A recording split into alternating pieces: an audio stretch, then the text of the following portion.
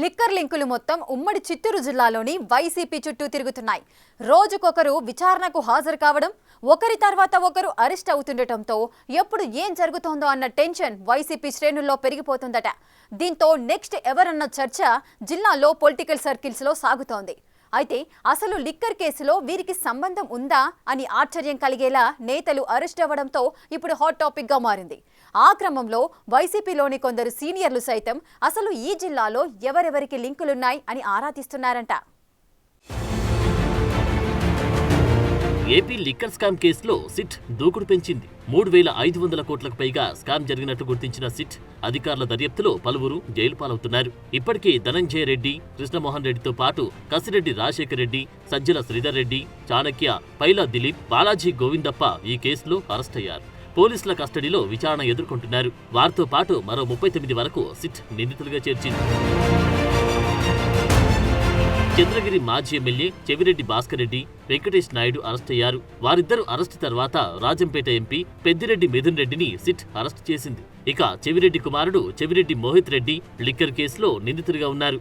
Liquor scam లో వచ్చిన ముడుపులను చంద్రగిరి సహా పలు నియోజకవర్గాల్లో ఎన్నికల సమయంలో పంచారని అభియోగాలు ఎదుర్కొంటున్నారు. అయితే ఈ కేసులో ఉన్న వారందరిలో చిత్తూరు జిల్లాకు చెందిన వారే ఎక్కువగా ఉండడం గమనార్హం. ఎప్పటికప్పుడు కొత్త పేర్లు బయటికి వస్తూ ఉండడంతో ఎప్పుడు ఏం జరుగుతుందనే టెన్షన్ ఇటు నేతల్లో, క్యాడర్లో నెలకొందట.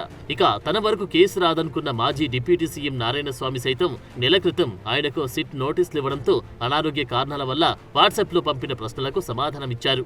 అయితే దానికి సంతృప్తి చెందని సిట్ అధికారులు నేరుగా నారాయణస్వామి ఇంటికి వచ్చి 6 గంటల పాటు విచారణ జరిపారు.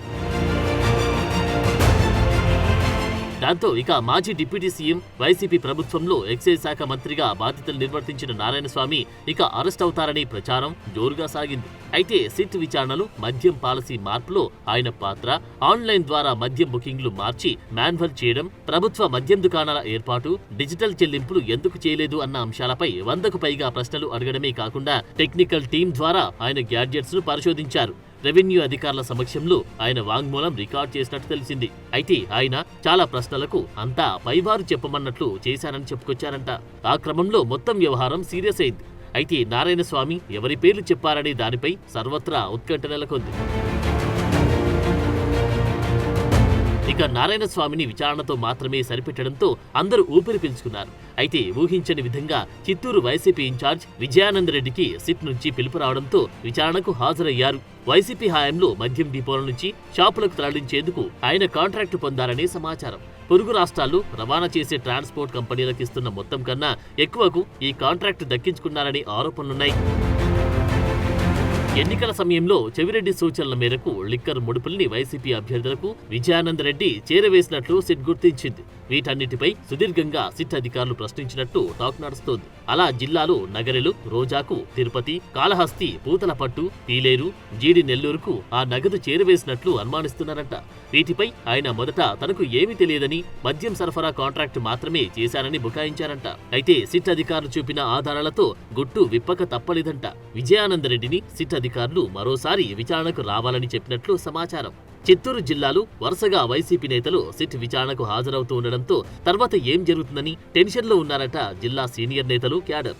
జిల్లా సీనియర్ నేతల పరిస్థితి ఇలా ఉంటే మరోవైపు పార్టీ ప్రముఖులు సైతం అసలు కొన్ని విషయాలు తమకే తెలియని విధంగా ఉన్నాయంటూ ముక్కున వేలేసుకుంటున్నారట. ఆ క్రమంలో అసలు జిల్లాలో ఏం జరిగిందన్న విషయాన్ని కొందరు పార్టీ సీనియర్లు జిల్లా నేతల నుంచి పూర్తిస్థాయి సమాచారాన్ని అడిగి తెలుసుకుంటున్నట్లు సమాచారం.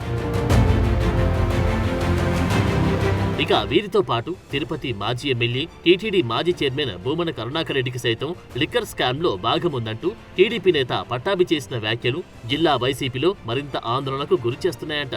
ఇక ఎన్నికల సమయంలో మద్యం డిపోల నుండి వేలాది మద్యం బాటిళ్లను జిల్లాలో పంపిణీ చేశారని, అలా పంపిణీ చేసిన వాటిలో నగరిలోనే అతిపెద్ద స్థాయిలో మద్యం డంప్ను అధికారులు స్వాధీనం చేసుకున్నారని, దాని వెనుక ఎవరున్నారో తేల్చాలని డిమాండ్ చేస్తున్నారు కూటమి నేతలు.